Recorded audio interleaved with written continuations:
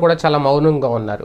ఓట్లు వేసిన ప్రతి ఓటరు కూడా పబ్లిక్ అంతా చాలా సైలెంట్‌గా ముందుకెళ్ళిపోతున్నారు. ఎవరు కూడా ఫేస్‌బుక్‌లో గానీ, సోషల్ మీడియాలో గానీ ఎక్కడ కూడా తాము ఎవరికి ఓటేసాం అనే మాట మాట్లాడట్లేదు. గతానికి ఇప్పటికి ఈ తేడా అయితే చాలా స్పష్టంగా కనిపిస్తుంది. అయితే ఈ మౌనం వెనక దేనికి సంకేతం? ఈ మౌనం వెనక అసలు కారణం ఏంటి అంటే ఒకటి ప్రస్తుతం ఇరు పార్టీలకు సంబంధించి సోషల్ మీడియా ఏ రేంజ్‌లో నడుస్తుందనేది ఈ 5 ఏళ్లలో అందరూ చూశారు.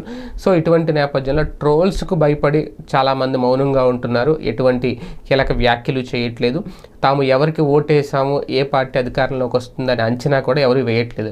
లోపల చేసుకున్నా సరే బహిరంగంగా అయితే ఎక్కడా మాట్లాడట్లేదు. అలాగే మౌనం అనేది చాలా ప్రమాదకరంగా ఉంటుంది. ఒక నిశ్శబ్ద యుద్ధం అయితే నడుస్తోంది అని చెప్పేవాళ్ళు కూడా లేకపోలేదు. రేపొద్దున్న ఎన్నికల ఫలితాలు తర్వాత ఆ ఫలితాల ప్రకటన తర్వాత వచ్చే మార్పును చూసి అప్పుడు ఈ మౌనానికి అసలు కారణం ఏంటనేది అర్థమవుతుంది.